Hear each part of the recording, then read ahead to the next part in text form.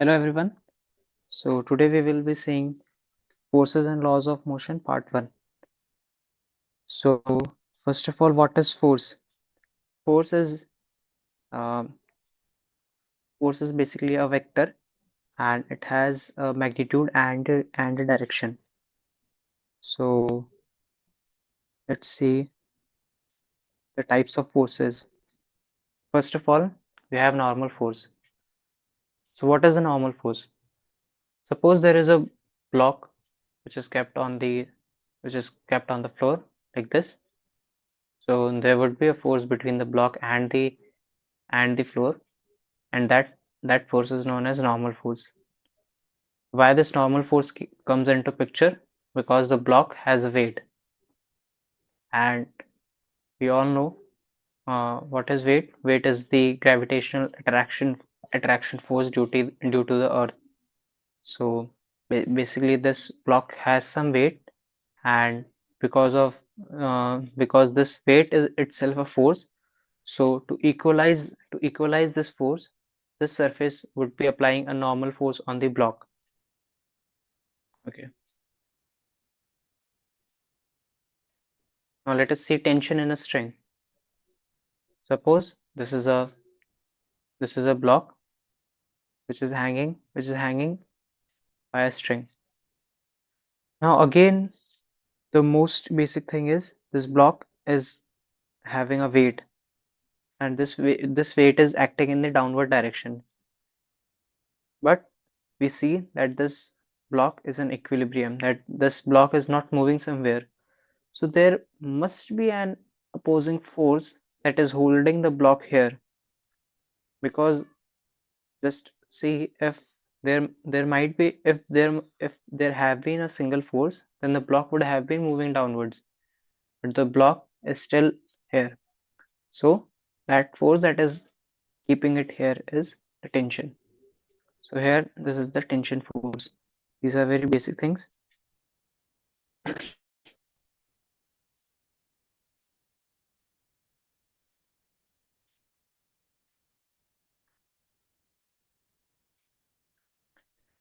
Now what does Newton's first law of motion says?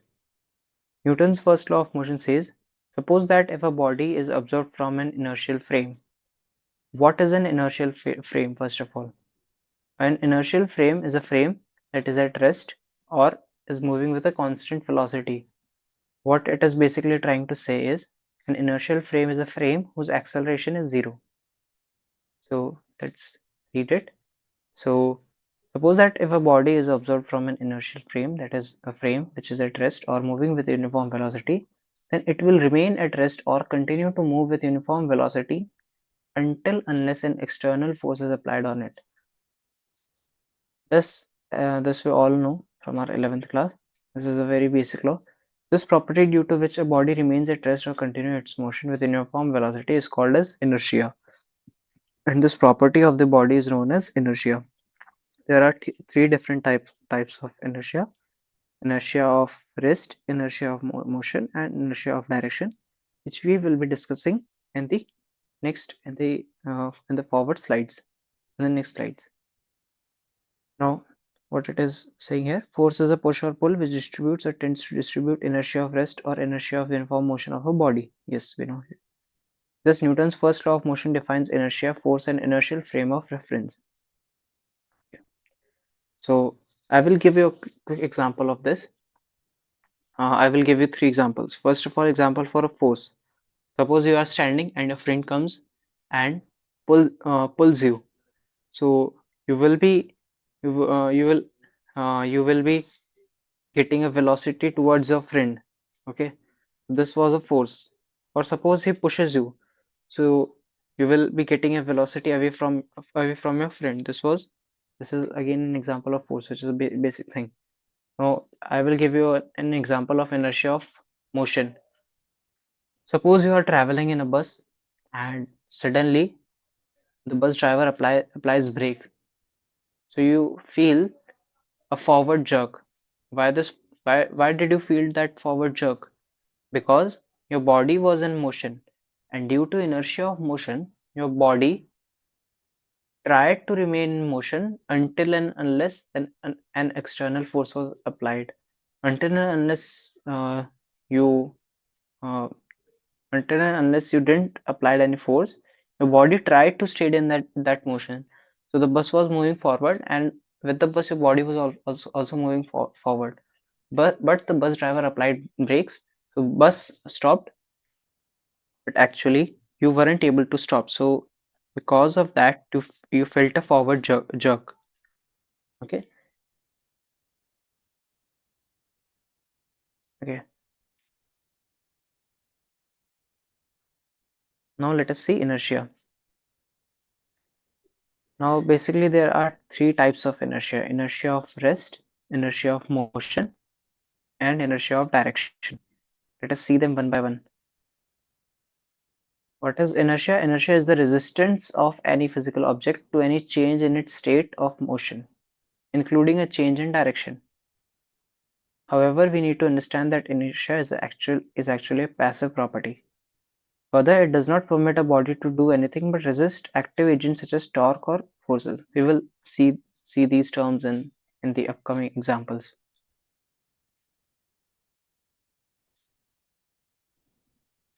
Okay, inertia of rest. The inability of a body to change its state of rest by itself is known as inertia of rest. For example, when we happen to shake the branch of a tree, yeah. So let us take this example. We observe that the leaves or the fruits fall down. This is because the branches come in motion, whereas the leaves or fruit tends to remain in rest. Suppose we just shake the branch of a tree and we see some leaves fell down. Why? Because that those leaves tend to remain at rest at that point only, and because of that they separated from the tree when you suddenly shake the tree. And as they separated, now they were at rest, so they remained at rest at that point only, and now they have separated, so they fell down. The same case is with the fruits. Inertia of motion. So here is this example that I have already given you, that a person sitting in the bus feels a forward jerk. Okay. Inertia of direction. The inability of a body to change by itself its direction of motion is referred to as inertia of direction. Now, when a car moves around a curve, a person sitting inside it is thrown outward. This is to ensure his or her direction. This is to ensure his or her direction of motion. Basically, suppose a car is taking a circle. So every point, every point R velocity is tangential to the circle. So basically, when the car takes the turn, suppose the car is going in a the car is going anti-clockwise. So car would be turning left. But since our body is tends to go forward, so when the car is taking left, we will see that we are being thrown outward direction, and we are being thrown in the outward direction. So this is inertia of direction. One more example of inertia of direction is um, suppose we suppose we are running on a circular track. So whenever we are running on a circular track, our body is slightly shifted towards the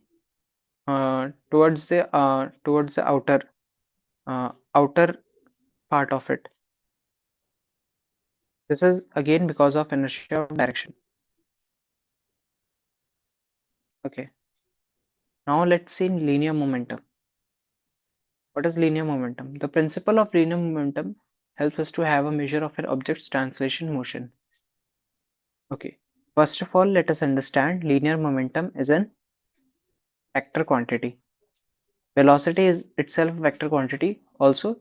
So same as linear momentum is also a vector quantity. It has a magnitude and it has a direction. And what are its dimensions? Its dimensions are mlt minus 1. Okay. Any body which has a velocity has a linear momentum associated with it. Okay. Now suppose we have a system of particles. Then the net momentum of system of particles is the sum of the momenta. The momenta is the momentum of each individual particle. In a system of two particles with masses m1 and m2 and velocities v1 and v2, the total momentum is p1 plus p2, which is equal to m1 v1 plus m2 v2.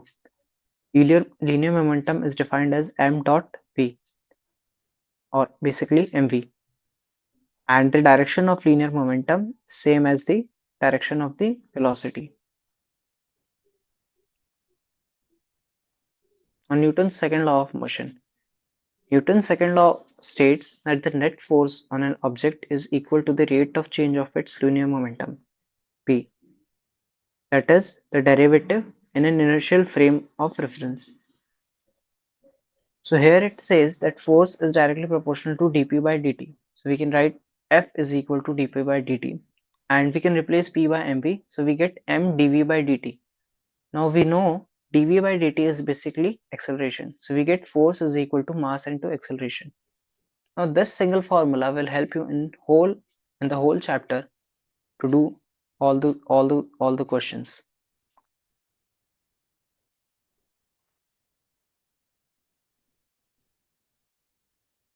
Okay, let's take an example of it. Suppose this man is standing here, and here is this golf ball. Now this man applies a force on this golf ball from this golf stick, and this ball gains an acceleration here. So because this man applied a force in this direction, in the positive axis direction, because of which this ball gained an acceleration in the positive x direction.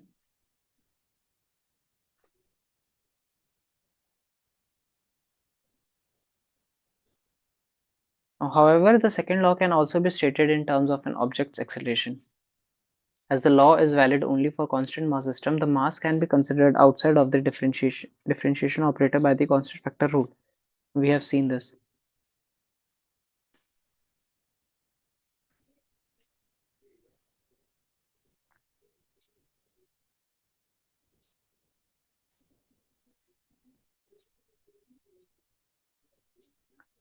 Now let us see basic forces in nature. Various types of forces in nature can be grouped into four categories: gravitational, electromagnetic, nuclear, and weak forces.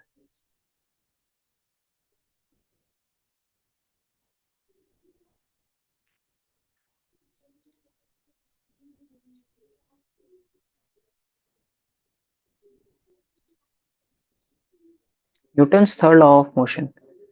Now what does Newton's third law of motion says? When two bodies interact with each other, they apply forces to another that are equal in magnitude but opposite in direction. Or we can say it, every action has an equal and opposite reaction. Suppose, um, suppose you push your friend. Suppose you suddenly go and push your friend. So your friend will have an your friend will be pushed towards the positive x-axis direction, but you did not move anywhere. Why? Because you were in contact with the ground. So at this moment you didn't experience any force. But suppose you are standing on a skateboard. Now this time you now this time you pushed your friend. So your friend would be moved backwards, but now this time you will also be moved in the opposite direction of your friend, because as you pushed your friend, so there was an equal force acting on you. So you moved into an opposite direction from which your friend has been pushed. Okay. Now let us see some practical examples of these laws of motion. First law. Every object persists its state of rest or uniform motion in a straight line until and unless it is compelled to change that state by force impressed on it. Yeah, basic. It is a basic law.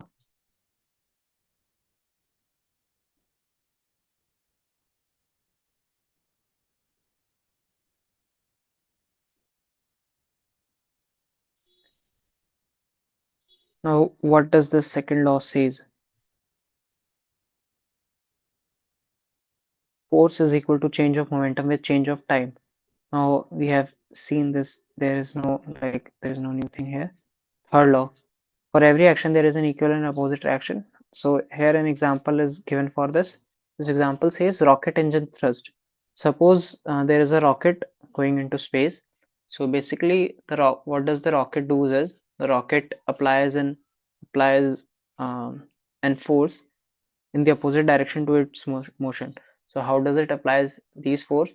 Uh, Actually, some gases come out from its from from the bottom of the rocket exhaust, and since these gases are in opposite to the direction of the rocket, so these gases force the rocket to move upward. These gases apply force downwards and in in contact with it, the rocket is moved upwards.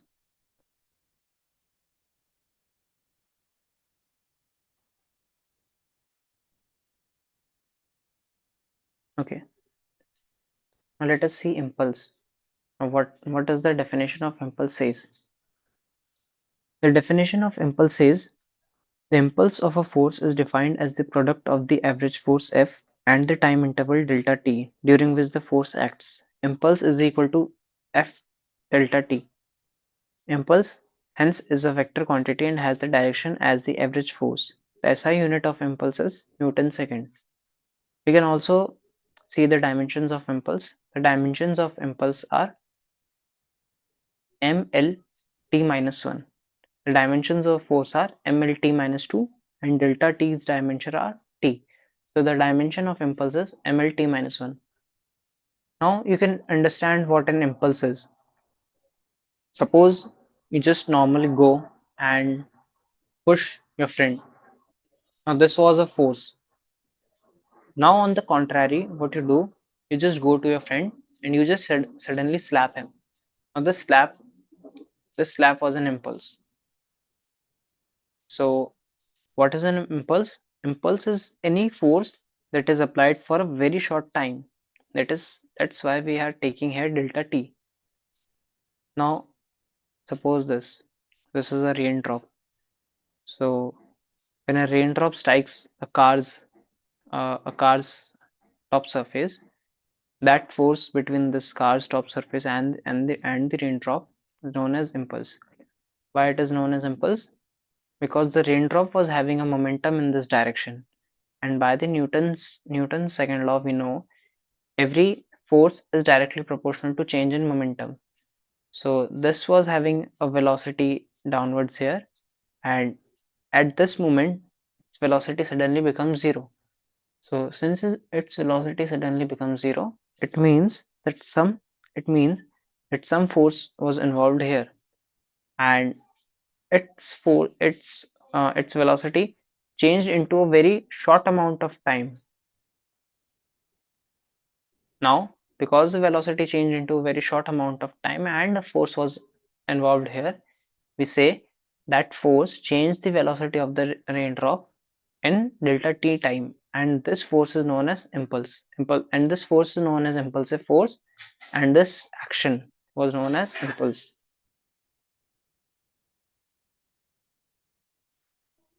You will further see that we can define impulse as change in linear momentum of the body. How in the way we have seen here that how the change in momentum of raindrop was due to the impulse acting between the car and the raindrop. Now let us see impulse linear momentum theorem. What does impulse linear momentum theorem says? When a net force is in operation on an object, then the impulse of the net force is equal to the change in momentum of the object. Impulse is equal to change in momentum. F dot delta t is equal to mv minus mv final minus mv naught.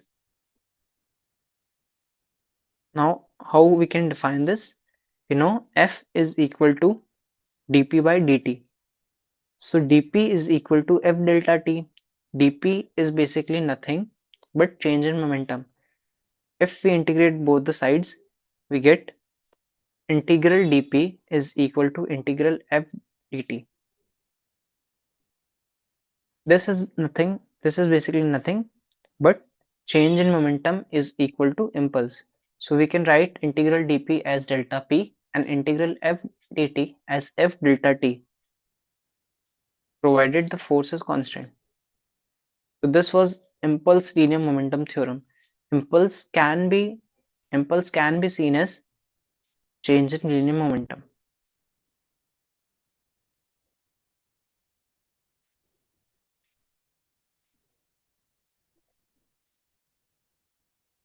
Now applications of laws of motion. Now let us see some important applications of laws of motion. See, there are two blocks in contact. Suppose I apply some force on this block and this block gains some acceleration. So you will see that this block is also moving. But if we try to see that we haven't applied any force on this block, then why this block is moving? The reason being for the movement of this block is the normal force between these two blocks. Suppose we say the normal force between these two blocks is Fc. So here on M1 we apply this force F here, and for M2 the only force here it is Fc, that is the normal force. And normal force acts on both the bodies that are in contact. It does not act only a single body, but it acts on both the bodies that are in contact. So it will also experience a normal force. For it, we can write these two equations: F minus Fc is equal to m1a, and for this we can write Fc is equal to m2a.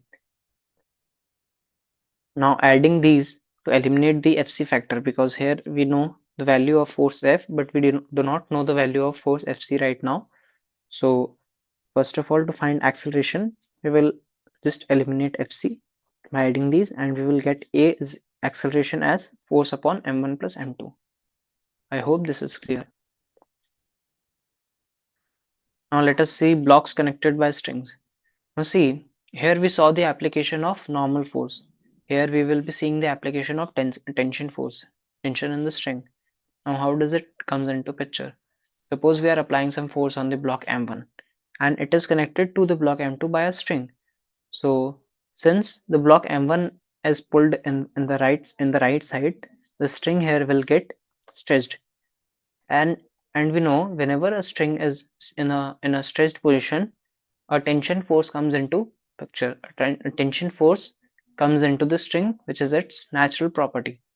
So for this m1, we can write an equation: F minus T is equal to m1a. This is the equation. And for m2, we can write tension is equal to m2a. Okay, adding these, we can get F is equal to m1 plus m2 into acceleration. And finally, we can get the acceleration's value and the tension's value. These were the basic things. Similarly, we can have a system of three blocks where we can see the tension in this string is T1 and the tension in this string is T2. And we can write the equation of force for m1, m2 and m3 by Newton's second law, that is force is equal to mass into acceleration. Always remember while writing the equation force is equal to mass into acceleration, that force is a vector quantity, acceleration is a vector quantity. So we will only be taking the force that is in the direction of acceleration of the bodies. We will be taking the F net in the direction in the we will be taking the net force that is in the direction of acceleration.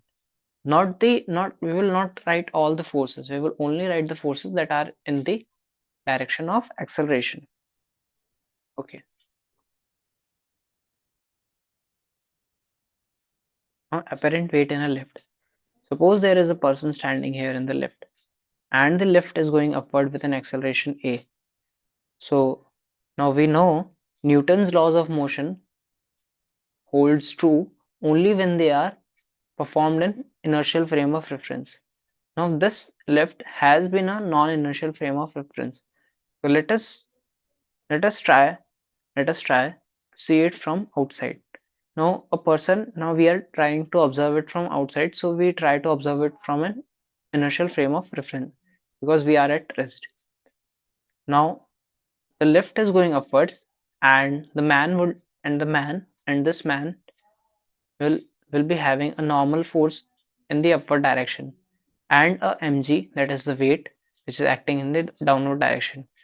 So we can write by second law of equation as normal minus mg is equal to mass into acceleration.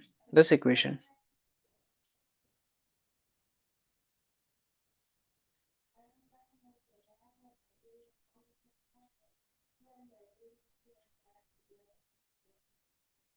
We get normal is equal to mass times g plus acceleration of the lift. Now this is known as the apparent weight of the person, because the true weight of the person is basically mg. But when he will see his weight in the lift, and he tries to raise his, his weight in the lift, and he will feel that his weight is more than the predicted weight. The reason being, he sees the weighing machine will note the value of the normal to show the weight of the person. Now what the other case could have been, the lift is going downward with an acceleration a. At that point, normal would be in the upward direction, mg would be in the downward direction, but now we would be writing mg minus normal is equal to mass into acceleration. So we will get normal is equal to mg minus e dash when the lift is going downwards. So the person will feel lighter when the lift is going downwards.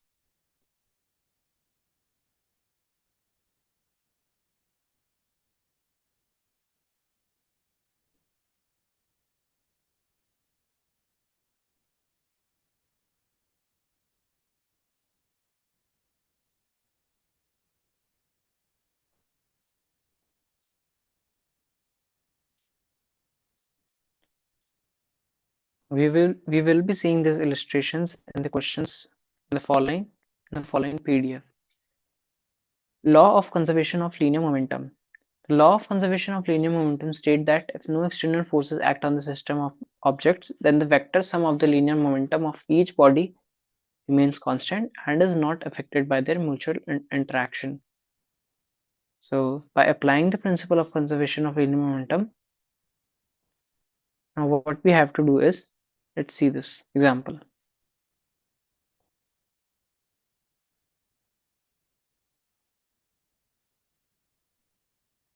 Suppose there is this cart which is moving. Let us see this from a suppose there is this cart. Now from a gun of mass m, bullet of mass small m is fired with a speed relative to barrel of the gun, which is inclined at an angle of some 60 degree with the horizontal. The gun is placed over a smooth horizontal surface. Find the recoil speed of the gun. Now there is this cart and a gun is mounted here, and it is at an angle of 60 degree from the horizontal, and the gun is fired. Now what would be the velocity imparted to the cart? Now we see there are no external forces acting on this cart, so we can say you might feel there is this normal force acting on it, but the case is the normal force is being cancelled by the weight of the cart. So let us now see what happens. Basically, the linear momentum of this system remains constant. So we can write that, suppose the velocity of the cart is small v here in this left direction. This we can tell by intuition. Now we say relative to the cart, the velocity of the bullet is v relative here. We are here. So this VR can be, components of this VR can be made as VR cos 60 degree and VR sin 60 degree. So the actual velocity of the gun would be VR cos 60 minus v of the bullet would be VR cos 60 minus v and VR sin 60 in the y direction. We will equate the momentum. Initially, the momentum was zero, and finally, also the momentum would be zero in both the x direction and the y direction. So we will try to equate the momentum in the x direction. So we write it as mv minus mv r cos 60 degree minus v is equal to 0. Finally, we get small v is equal to mv r cos 60 degree upon capital M plus small m.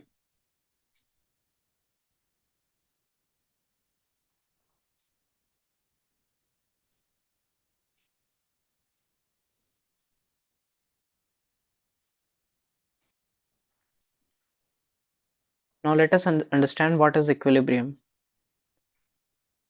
Equilibrium is the condition of a system when net external force on the system is zero. Suppose there is a block kept on a horizontal surface and we are applying two forces on the block. One is applying on the positive x direction and one is applied along the applied along the negative x direction, and the forces are equal in nature. So the forces will cancel each other and the block will not move. This state of block is known as equilibrium because there are forces acting on the block, but since the block is not moving and since the acceleration of the block is zero, then we can say the block is in equilibrium and the net external force on the block is zero. Individual forces may not be zero on the block, but the net external force on the block is zero. And how is the weight force being balanced? The weight force is being balanced by the normal force that is applied by the surface.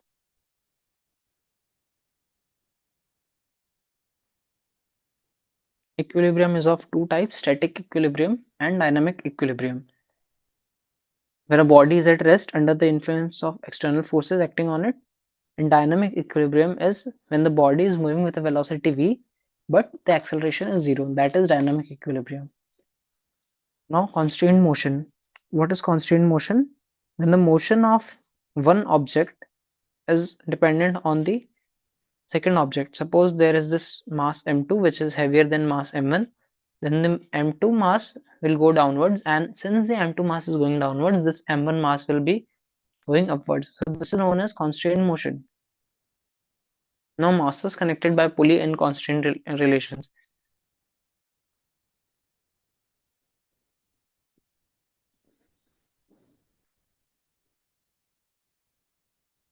Now let us see some equations related to this.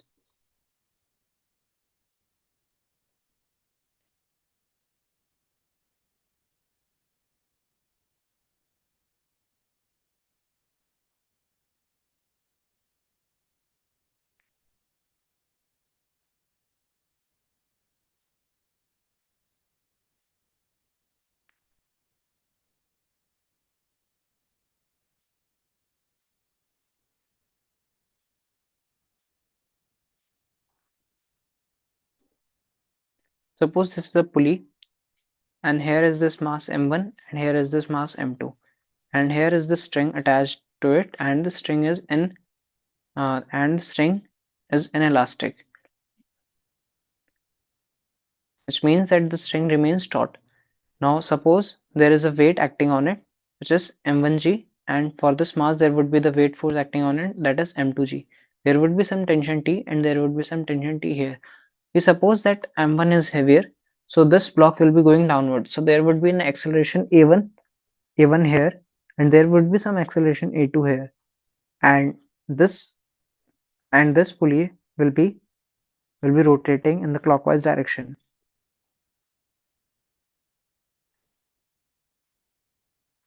Now what would we say is total length L of the string remains constant.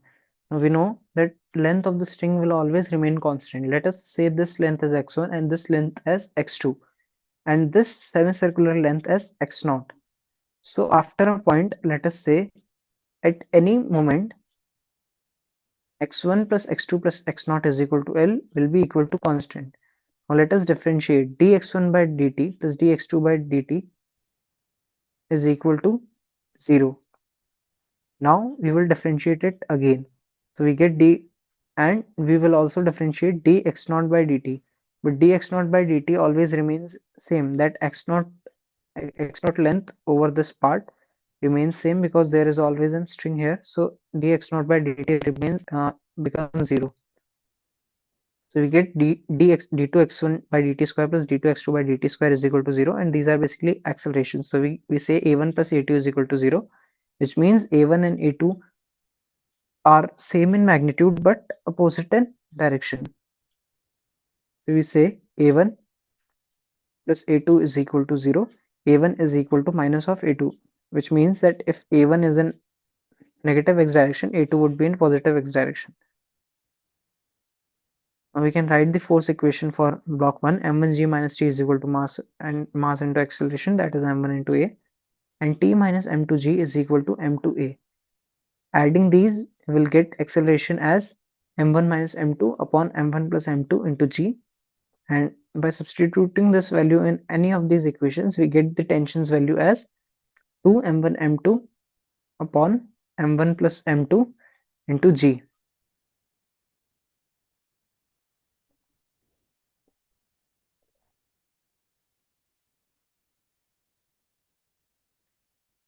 Okay, now let us see some questions.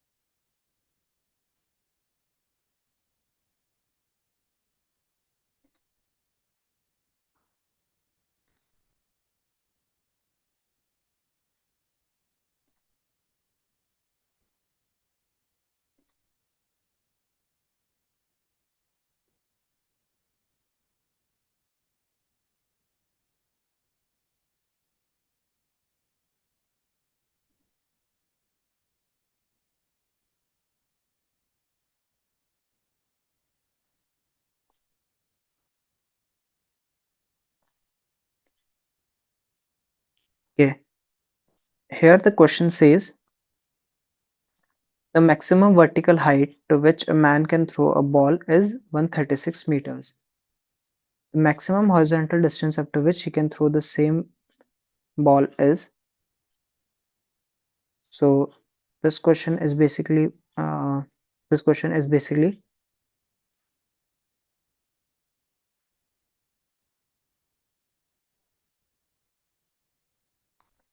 okay. So we see this question as maximum height as v square by 2g.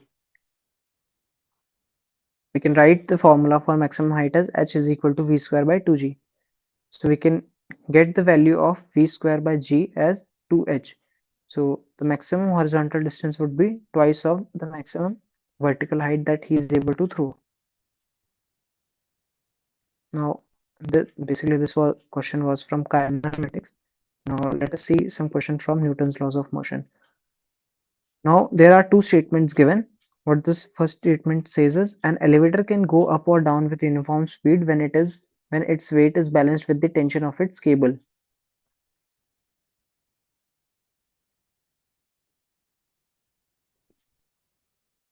Let us again read this. An elevator can go up or down with uniform speed when its weight is balanced with the tension of its cable. Yes, true.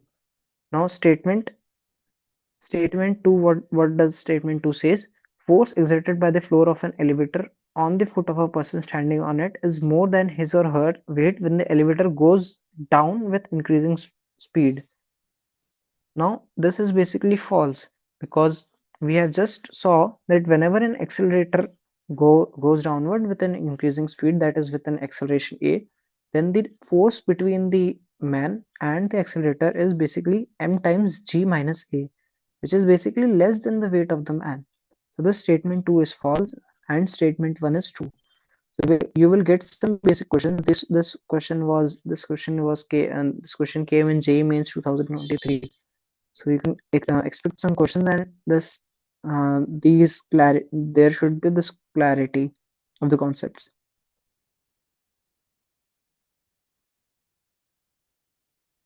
Now see, A body of mass 1 kg begins to move under the action of a time-dependent force. There is this force given, where I, J are the unit vectors along x and y axis. The power developed by above force at the time 2 second will be. Now we know that power is basically F vector F dot vector V. Now we know vector F is given as,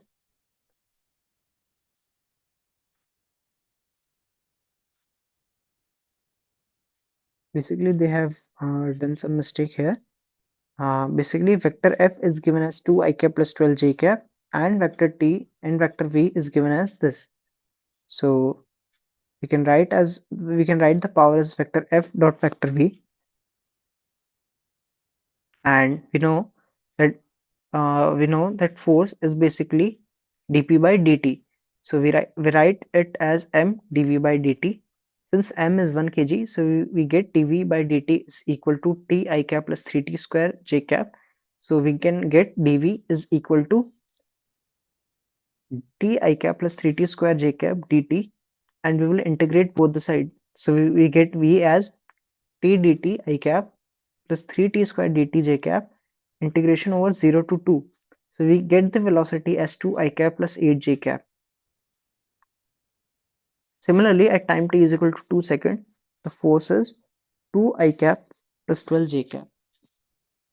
Now we have the power, we have the force and force vector and the velocity vector. Now we can get the value of the power as F dot V, and we get it, so 100 watts.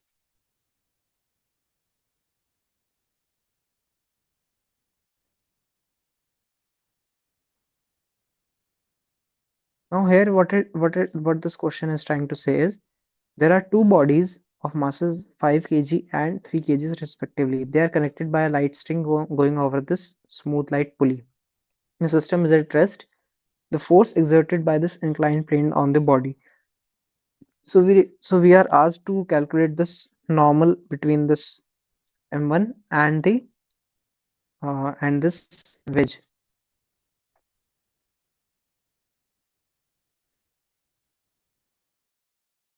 So this is a very basic question. How we can do is, well, first of all, we know since this is a frictionless surface, so this block will go downwards because of the weight acting on it. So there would be an downward force on it, that is M2G. There will be some tension T. So we will write it as M2G minus T is equal to M2A. The same acceleration would be for this block, since the tension in the string is T and the string is same, so acceleration would be same here. So we will write T is equal to M1A.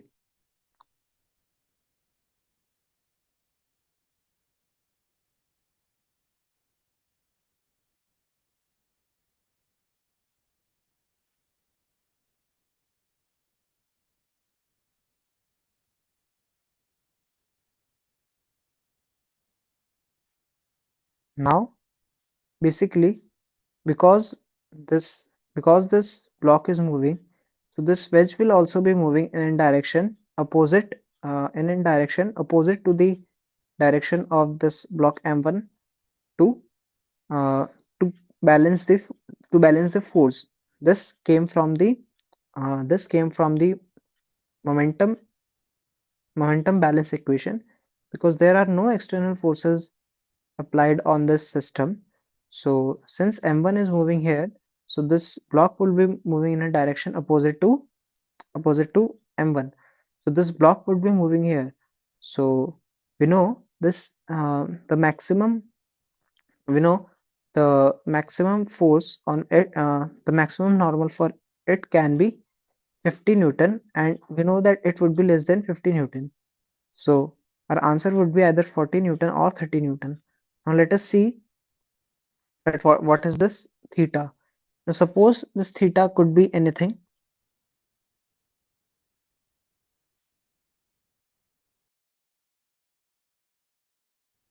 We say that by equation, we terminate this equation and we say acceleration is equal to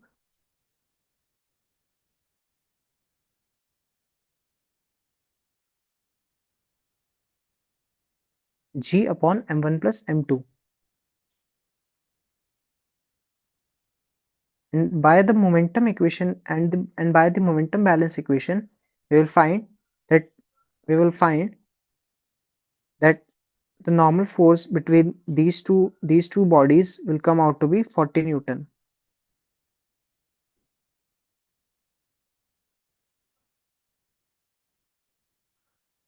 Now let us see this question. A uniform metal chain of mass m and length L passes over a massless and a frictionless pulley. It is released from rest with a part of its length L and is hanging on one side, and rest of its length is capital L minus small m, which is hanging on the other side of the pulley. At a certain point of time when small l is equal to capital L by x, the acceleration of the chain is g by 2. The value of x is. So now let's suppose these are two blocks. Instead of this chain, let us suppose these are two blocks here, and by unitary method we will assign them their weight. Now acceleration is m2 minus m1 upon m1 plus m2 g for the system, which is equal to g by 2 here, which is equal to g by 2 given here. So the mass ratio of mass is m2 minus m1 upon m1 plus m2 is 1 by 2. So by solving this above thing, we get the relation between them as m2 is equal to 3 times m1.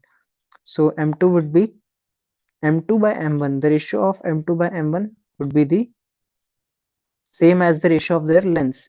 So L capital L minus small m upon small n will be equal to 3. So we get this equation, and on solving this, we get small l as capital L by 4. Therefore, x is 4. Okay.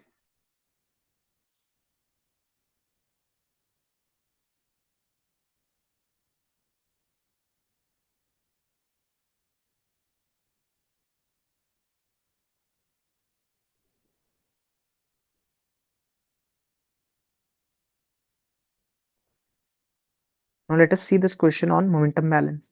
The velocity of the bullet becomes 1/3 after it penetrates 4 cm in a wooden block. Assuming that the bullet is facing a constant resistance during its motion, the bullet stops completely after traveling at 4 plus x centimeter inside the block. The value of x is. Now, here we would be using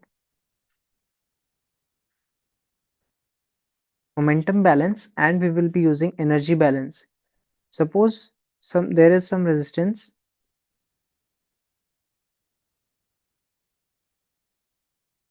and we try to balance it as v by 3 square. V square is equal to u square minus 2as.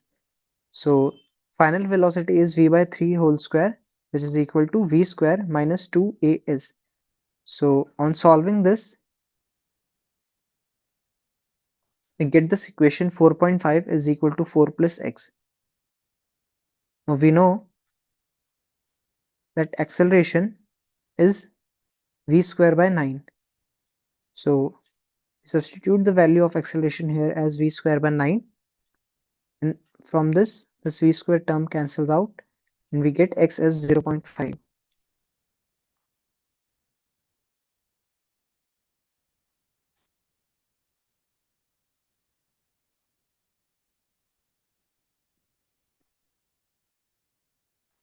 Now let us see a complex question in it. Here we might need to form some cases. Now what this question says: a monkey of mass 50 kg climbs on a rope which can withstand tension T of 350 Newton. If monkey initially climbs down with an acceleration of 4 meter per second square and then climbs up with an acceleration 5, choose the correct option. Tension is equal to 700 Newton while climbing upwards. Tension 350 Newton while going downwards. Rope will break while climbing upwards. Rope will break while going downwards. Let us see what is the case. Now, first of all, we will be drawing the free body diagram of the monkey. Now, this is the monkey and this is the rope on which it is climbing. So, suppose this is a tension T and the weight of the monkey is mg. So, using Newton's second law, mg minus T is equal to mass into acceleration, where m is the mass of the monkey. 500 minus T is equal to 50 into 4, because we know the monkey is moving down with an acceleration of 4 meter per second.